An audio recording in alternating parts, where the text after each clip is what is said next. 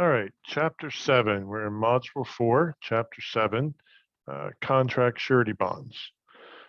Contract surety bonds are very important and very vital and are probably a part of every major, they are certainly part of every major construction project and probably a part of many smaller projects, exception of probably not some home improvements. Uh, Certainly not always home builders, but you can have bonds in place. And as I explain them, as I explain this chapter, I want you to think about the opportunities or the places that a surety bond should be in place, the kind of work that requires a bond, and the type of work that maybe doesn't require a bond. So from the book, we're looking here at chapter 7, point 1, the introduction. Um, Very simply, the book explains to you that the surety bond is both on public and private construction, and it wants to tell you here, and I'll read it for what it's worth. In the law, a surety is a party that assumes liability for the debt, default, or failure in duty of another. And a surety bond is the term for that contract that describes the conditions and obligations pertaining to such an agreement. So a surety is somebody that will pick up the slack, so to speak, for the debts or liability or default of another person. So where sureties come into play here is that there's three parties to a surety, to surety bonds. You have an owner, and then you have a contractor. Those two right there, they enter into a contract that we've discussed based upon bids and any other variety of methods that they've entered into this contract. And then once they've done that, now they got to guarantee performance. And so why would you want to guarantee performance? Can I just go hire somebody else? Not necessarily. So an example, recently I've been hired as a lawyer by a developer, a couple of them. One's a hotel, one is a um, 200 unit, 190, 200 unit apartment building. Neither of these buildings are constructed. The hotel, I think, is going to be something around $8 to $10 million. And the apartment building is probably going to be a construction cost of approaching 45 or $50 million. Um, so those are huge numbers. That's not your normal run of the mill, three, $400,000 house here in Southern Maryland. These are huge numbers that require loans from lenders.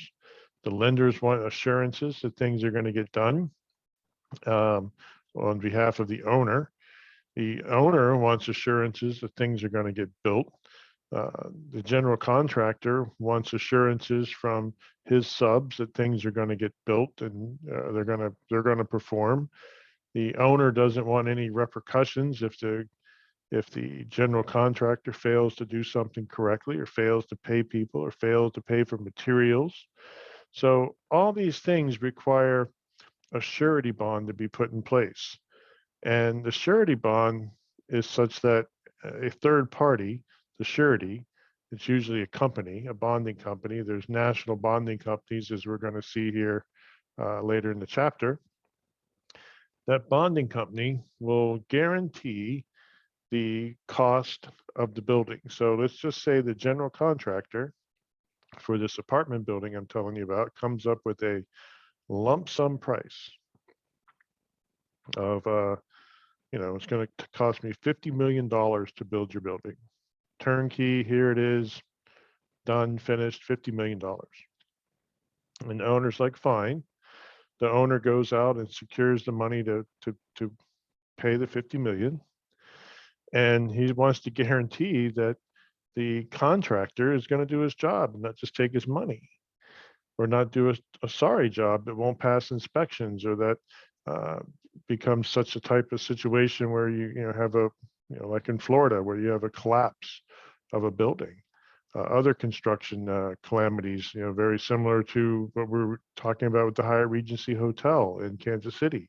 So all of these things come into play where the owner wants a guarantee that it's going to get built. Not only does he want a guarantee that it's going to get built, he doesn't want any sub-consultants putting liens on his project because the general contractor didn't pay somebody or didn't pay for the materials, kept some money where they should have been spending it. So all of those things will require a surety bond that we're going to talk about that guarantee performance of the contract between the owner and the general contractor.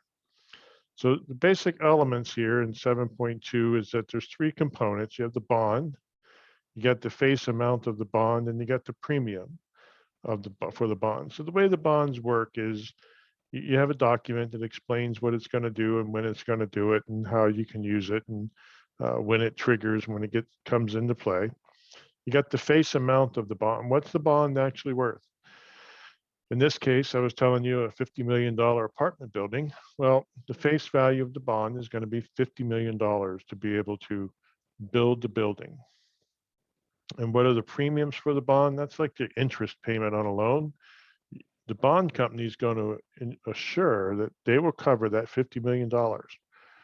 But as the contractor, to get that assurance, you're tying up their funds that they hope they never use, just like an insurance company hopes they never use your premiums. You have to pay that bond company a premium, make a payment. It could be yearly, it could be monthly. You're going to make a payment to guarantee, for that holds up their funds that they can't insure anything else. But in the event that you lose that bond, they'll perform. But everything you're paying in a premium is non-refundable. You never get it back. So it's a cost of doing business that needs to be incorporated into your bid documents if you're a general contractor. Cost of bonding absolutely should be a part of the job itself. We're going to look at some more kinds of bonds as we proceed throughout this chapter. The forms of contract bonds in 7.3. The main thing here to note too is that the book points, and accurately so, that most of the construction contracts are going to use the AIA documents, the American Institute of Architects documents, and they talk about two different types of bonds. One of them is a bond, get the words right, a single bond that protects for it protects it protects the owner against cost as well as materials and labor. But there's double form bonds that separate the interests of the owner and that of the subcontractors, materials, and suppliers, so that you have two separate bonds. One of them is between the owner and the general contractor with regards to being able to pay the whole lump sum amount. And then there's another bond that covers the owner against subcontractors and material suppliers. The separate forms of, they're, like I said, they're endorsed by the AIA. It tends to be the two different types of bonds that are used continue to be the primary use of just, the main way people bond a job, with two separate bonds. Another form of a bond, and this is something that again should be part of your construction process, is 7.4, the bid bond. The importance of a bid bond is that the bidder, the general contractor, performs. So usually a bid bond will have language in it, much like these terms of 1, 2, 3, and 4 on page 194. For the contractor will guarantee that, hey, if you select me, I'll build it. The amount of the contract is not going to change from my proposal, and some assurity from a bond company that they will provide all necessary bonds. Now, what is that bond amount? Remember, bonds have to have an amount. We don't have any construction right now. We've just got a bid process. So what is it? Why do I even put an amount? Why can't I just have an agreement? Well, there needs to be a bond and a bond amount. That amount will be specified by the owner in the bid documents, what they're looking for. And it's usually going to be between 5 and 10% of the total price of your proposal as a general contractor. And the reason for that, and the book spells this out pretty well, the reason for that is if you decide not to take the bid and you falter, they're going to collect on your bond. And they likely chose you to be the general contractor because you were the lower price, or maybe not the lowest, but you were low enough. So the next person that they're going to have to choose will be higher, and that's going to cost the owner some extra money. He's looking for that extra money because you backed out of the contract. You backed out of the bid process and didn't go through with the contract, is what I should be saying. And at that point, he's going to spend more money. So he wants to collect it from you, and that's why you have a bid bond. The other bonds here we have 7.5 is a performance bond. This is the basic bond that will guarantee performance by the contractor. And it talks about the contractor. Let's see, the owner will receive its structure. You know, when you're going to receive it, is it built on time? Everything to do with performance is tied to that bond. The AIA documents, the last chapter in 7.5 points you to the document. It's in your appendix J, and you can get a feel for what they mean. But simply, you have to have a performance bond that says on its face value, it's the upper limit to most expense that will incur in finishing the job. So that's a big important bond. Payment bonds are important because you need to pay your laborers. These are the two structured bonds. You need to pay for laborers and you need to pay for materials. The owner is needing you, the owner wants you to build a project, and they don't want two things to happen. They won't want subs to walk off site. They don't want supply chains to stop supplying. And they also don't want people to put liens on their project because of the actions of the general contractor. That's why you have payment bonds. Each state, many states have statutory bonds. There's also some common law bonds. You can read through that. The Miller Act is basically federal requirements, 7.8. The Miller Act is a federal requirement that all jobs, construction contracts more than $100,000 are required to have a bond. The interesting thing about this is the Miller Act was enacted in 1935. There was a need during 1935. We were coming out of it was the middle of the Great Depression. FDR was at the helm trying to generate tons of programs and things, his New Deal, trying to generate things to get us out of the Great Depression. And one of the things the government wanted was to make sure, hey, we're just going to spend money on construction. You can check your history. There was a ton of construction during the 30s, late 30s, into the 40s prior to World War I, or World War II, I mean. And they want to make sure that, hey, you're going to build it. So the government say, hey, we're going to spend money on this. You're going to make sure that you're insured and you have the surety behind you and the bonds in place to not only build it, but that you're going to take care of the labor and the materials as well. Over time, the government has amended it in 1994, talking about there should be payment and performance bonds specifically. One of the next things that is, a claim for payment.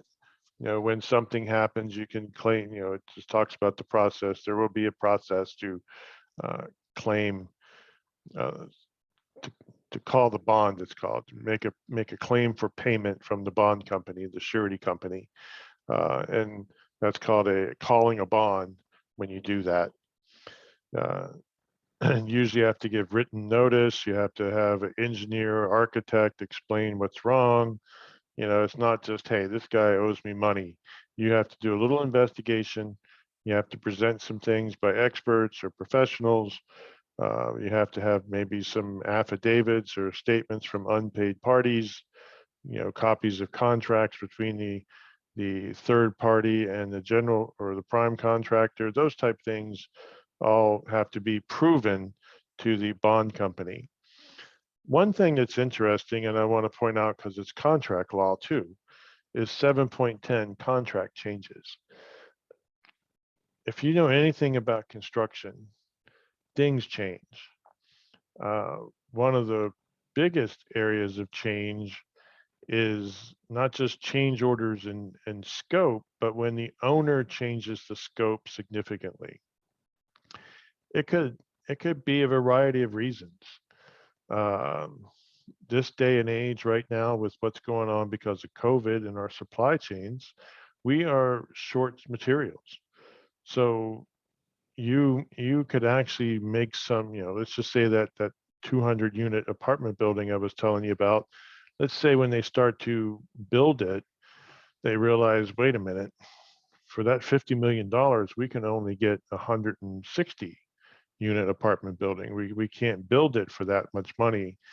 And so you start to make some changes. A lot of times those changes end up costing extra money. They'd raise the price of the project. Sometimes an owner sees something as it's beginning to develop and says, you know, I need to do something different here.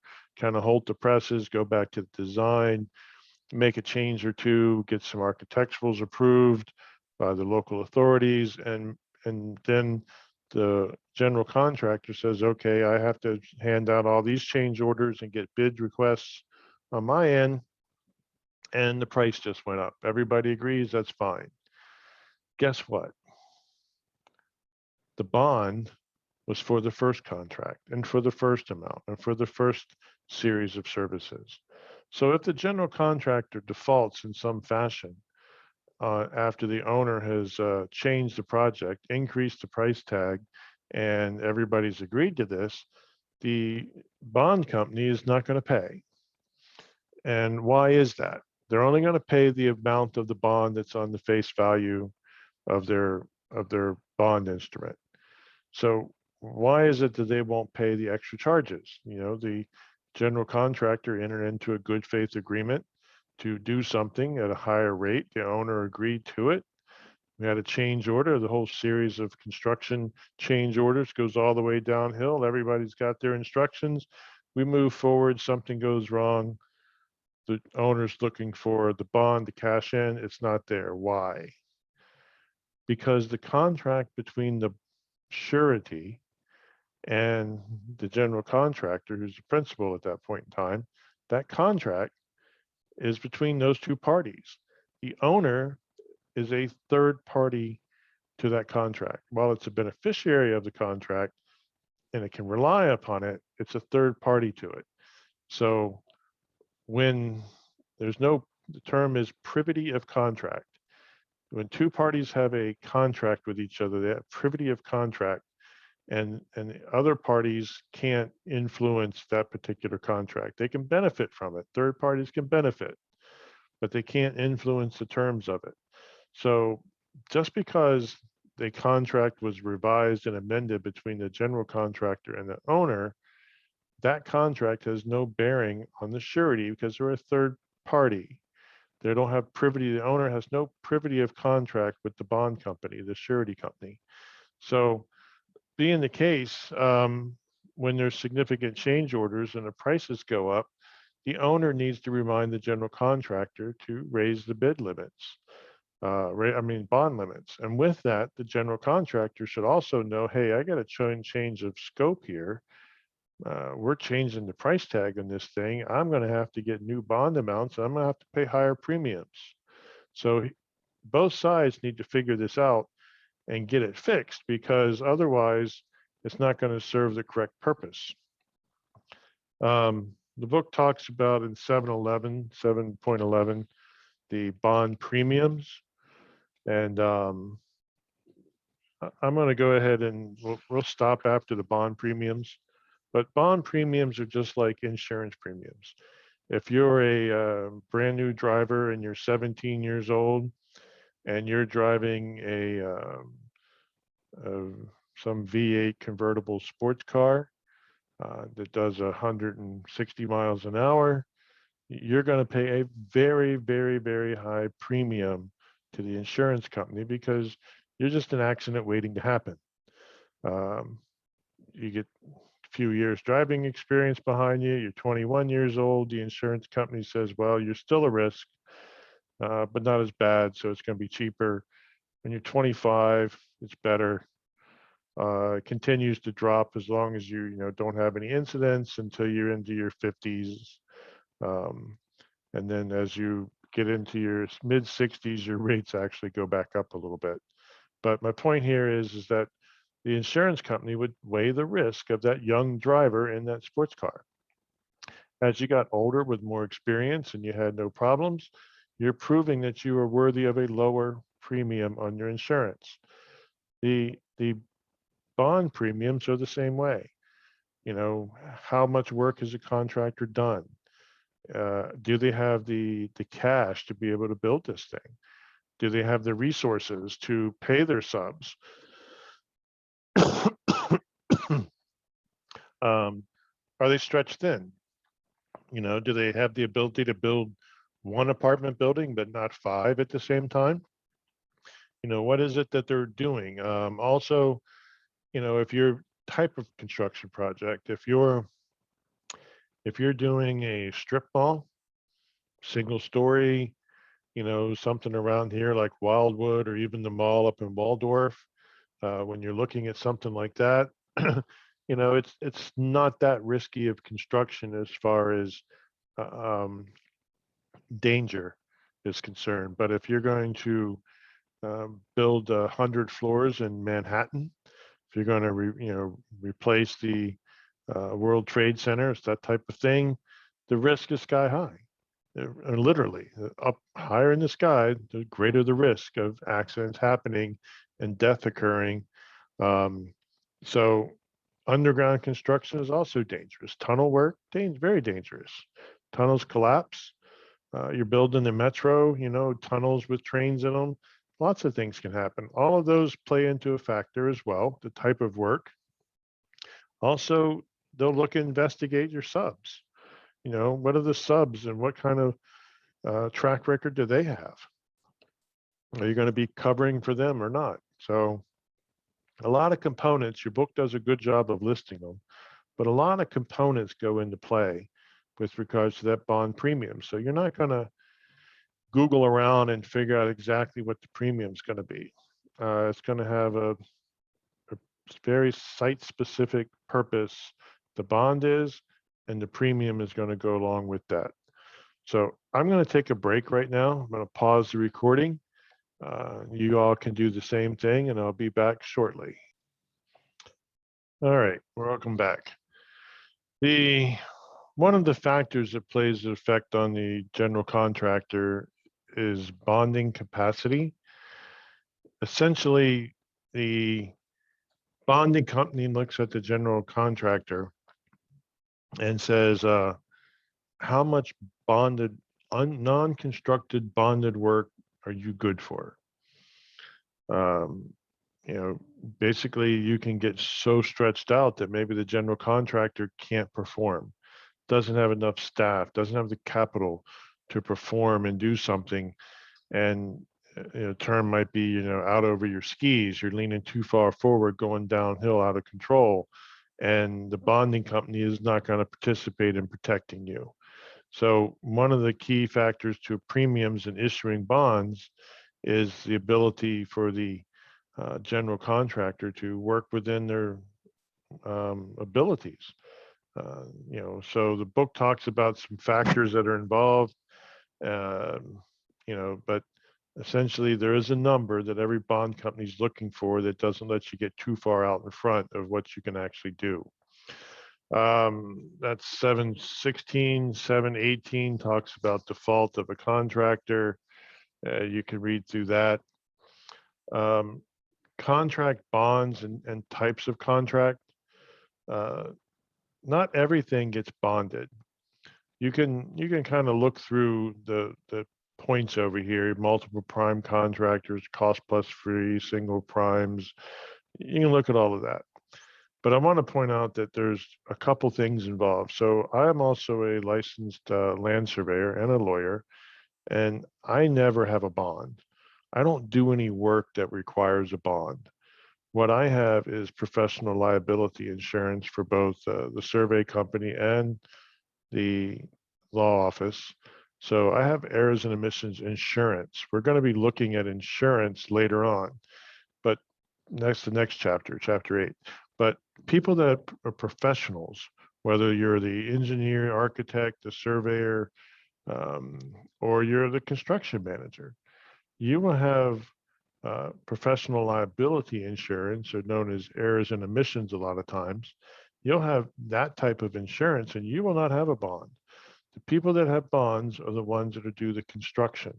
The general contractors, the subcontractors, they're the ones that will have a bond in place with the owner, or the subcontractors will have a bond in place with the general contractor.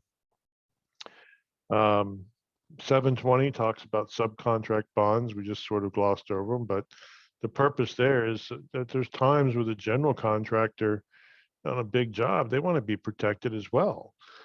So they'll ask, if you're going to be a 200 unit apartment building, guess what is heavily needed, severely relied upon, not just the framers, but plumbers, electricians, HVAC people. So you're going to build something that big, you probably want a bond from your subcontractors, because that's a big deal. And if you lose out, they're going to have to call that bond. You're going to have to go get someone else to do the work. And, they may want to charge more money. And at that point, it's that same principle that the bid bond was from the general contractor to the owner. It's the same thing here. That subcontractor is going to have to pay more money out and to get somebody to come in and finish the job. And he wants to be able to call the bond so there's no money out of his pocket. 721 talks a little bit about contract bond alternatives. There are some. The biggest one is letter of credit. A lot of times with government agencies that require a bond to be in place, you can get a letter of a credit from a lending institution, or and that bond company will look at the letter of credit and issue something to the government that this is covered. Another form of bond is a cash bond. The book doesn't talk much about it, but a cash bond is for a smaller project. So a home builder, she's got to run a sewer line or a water line and tap into the street for a public water or sewer. You got to make a connection. So you might tear the street up a little bit, do some construction. You're going to plug into a sewer manhole. It's called core and seal. You're going to drill into the side of a sewer manhole with the size of a pipe, and you're going to seal it back up. Water lines, you're probably going to have a valve or a meter, and then you'll tap into a pressurized water line. It's called a wet tap. Those type things are done to public utilities and public right of way. And the local county government, the local county authority is going to want a bond. Well, you might only be doing $5,000 worth of work. So you don't go pay a bond premium and lose that premium on $5,000 or $10,000 worth of work. You put up a cash bond so that, hey, okay, I have the cash. Here's how much it's going to cost. I'm going to set it aside. There it is. There's my $10,000. Now I'm going to spend another $10,000 separate to go build this thing. And then when it's all approved and built, I get my money back. Now, that is done again so that you're not laying out the added expense of bond premiums for a small amount of construction money. Most of us, myself, $10,000 is a big deal, but in the construction of a $300,000 or $400,000, $500,000 house, the builder can stick $10,000 away if that's what he needs to do. to save himself maybe a couple thousand on a bond premium, or maybe $1,000 on a bond premium. So another bond type that's important is a maintenance bond, or you can think of them like a warranty bond. A lot of a new home comes with a 1-year warranty by statute in the state of Maryland. You got 1 year that nothing can go wrong with that new house.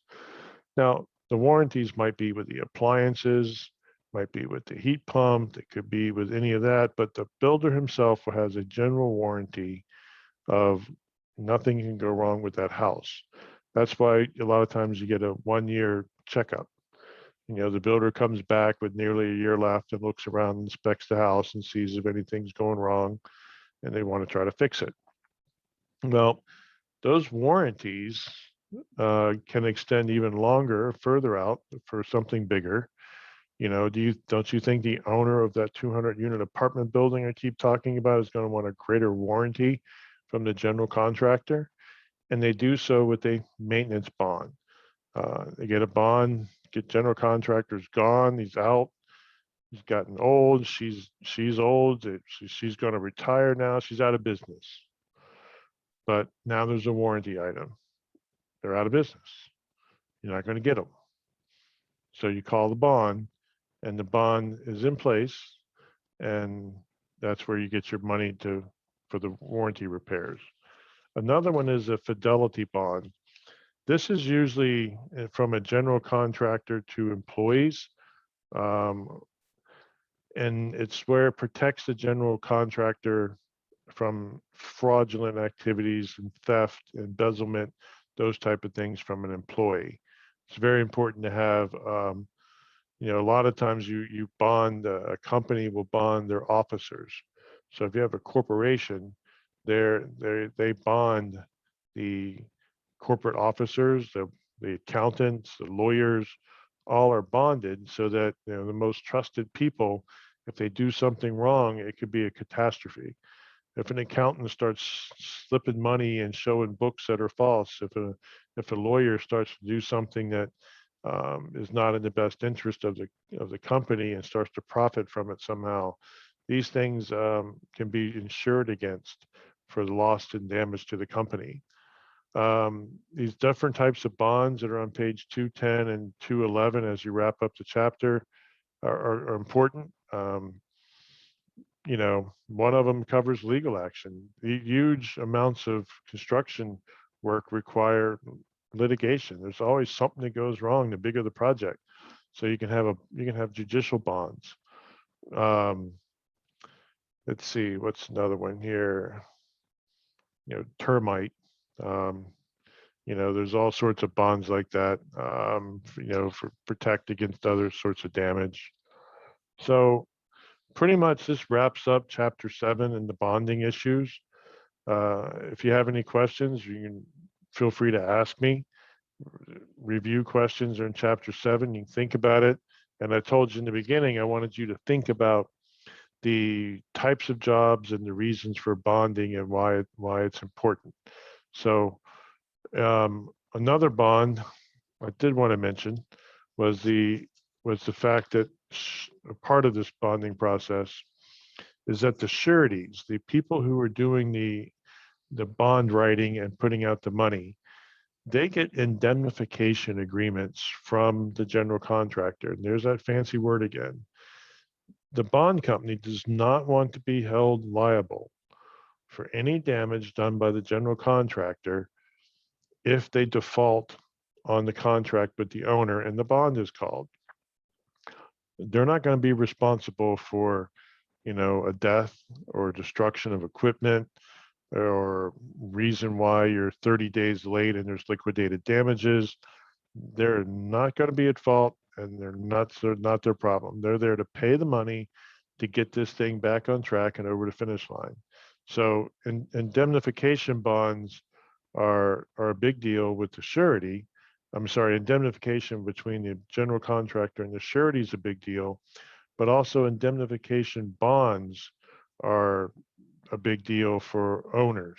They do not want to have liens against them. So if the subcontractor again isn't paid, they put a lien on the property because they were working on it. They made improvements. They're working on it for the general contractor. They can put a lien on the property, and at that point, they want to, the owner is stuck. They can't sell it. They can't flip it. They got to pay it themselves. And the whole time, they really paid the general contractor to pay the bill. He didn't do it. She didn't do it. And so the bonds to indemnify against liens is also a big deal for the owners. So that definitely wraps up Chapter 7. Again, if you have any questions, feel free to shoot me an email, send me a text, and you're free to call me if you want as well. But we'll be back shortly with Chapter 8.